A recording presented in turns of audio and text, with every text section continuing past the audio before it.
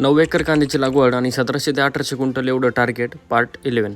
5 ते 6 दिवसांपूर्वी जो पण आपण कीटकनाशक बुरशीनाशकचा स्प्रे घेतला होता त्याचे रिझल्ट आपल्याला 100% आज दिसत आहे. आणि आज आपल्या कांद्याच्या सुरुवातीच्या प्लॉटला जवळपास लागवड करून 1.5 महिना आज पूर्ण झालेला आहे आणि आपण त्याला तिसरं पाणी पण आज देऊन टाकलेलं आहे. कांदा पिकामधील जे पण अनुभवी जुने शेतकरी आहे त्यांचं कायम म्हणणं असतं की कांद्याला पाणी देत असताना कांदा आडवा पडला पाहिजे, म्हणजेच आपली जमीन पूर्ण वापशीवर आल्यानंतरच आपण पाणी दिलं पाहिजे. कारण आपल्या पिकाला प्रकाश संश्लेषण क्रिया करण्यासाठी तेवढा वेळ भेटल आणि त्यानंतर आपण पाणी दिल्यावर पिकाची वाढ आणखी जोराने सुरू होईल.